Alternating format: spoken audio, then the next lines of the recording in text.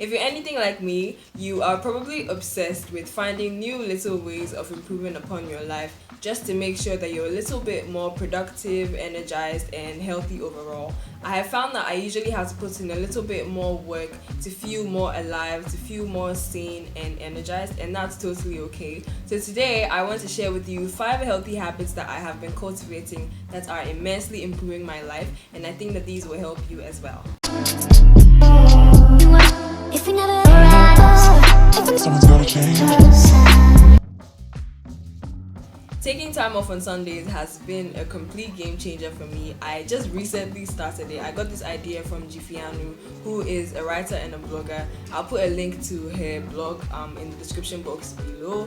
On her blog, she talks about growth, self-care, Christianity, lifestyle, personal development, and anything that can improve the quality of your life. So make sure you check her blog out. On Sundays when I don't have book club meetings, typically I would delete my social media apps the night before or the morning of, depending on what I might have had to do that morning, and I spend time with my family. So we might go to church, or when we're home I will try to take time to write, to read, to sleep, or sometimes cook with my mom. And this has been absolutely amazing for me because it really helps me fully be present in the moment. It also helps me focus on myself without so much distraction or overwhelm from social media. And this is something that you should try to do as well. So if you want to do something like this, you have to make sure that you plan out your week such that on Sundays, that day is completely for you and only you. If someone really needs you, they will call. You can also maybe let your friends know beforehand that this is something that you are trying out,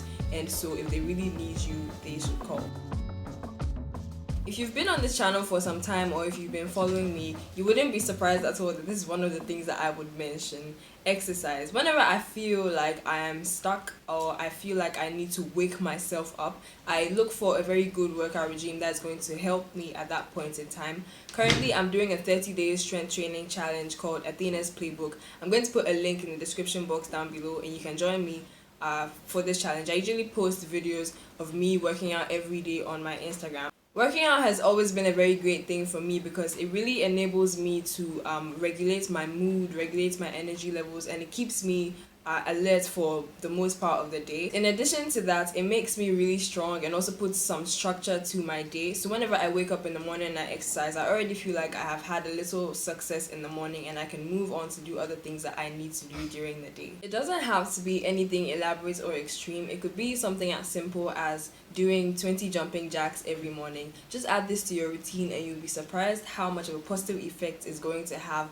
on your mental health and overall health with time. Being intentional about the things you do, or doing things intentionally, is basically about deciding or choosing the stuff that you want to do and giving them utmost commitment, focus, and attention. You would find that when you do things intentionally, all the things that you choose to do are more fulfilling because you don't really feel like you're wasting time, because they're things that you have decided to do. And this doesn't only apply to work or productivity, but it also applies to play. It applies to rest, leisure, hobbies, and things like that. So if you take the time out to rest, or take the time out to maybe watch a show, you find that you are enjoying this activity much more because you have decided to do it, and you wouldn't really feel like you are wasting your time instead of doing something else. For me, aside being intentional about things I absolutely have to do, I'm also very intentional about play. So I choose the fun things that I really want to do, and I take the time out and resources to do them. So sometimes I would go learn to skate with my friends, or I would go horse riding, or I'd go for swimming lessons, or I'd just go somewhere really fun with a friend to spend time with them. And I do these things because I know how important they are for my mental health and also for maintaining very good relationships with people. So even as you're watching this, think of something that you have always wanted to do and make the plans to do it.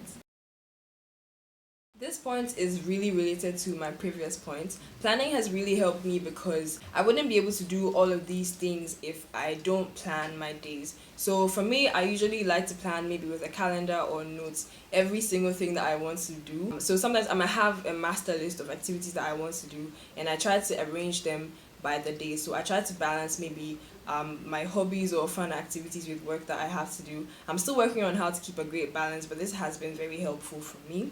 You have to make sure that if you really want to do things and want to maximize the time that you have to plan all of these things well.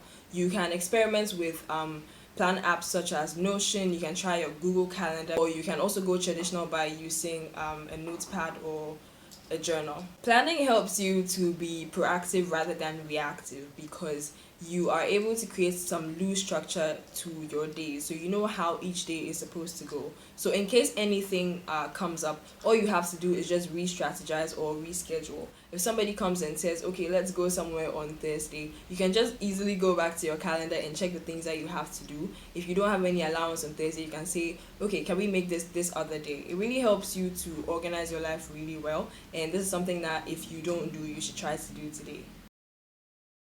I'm really happy when I think about it. I'm really happy that I'm finally able to say that I'm an avid reader again.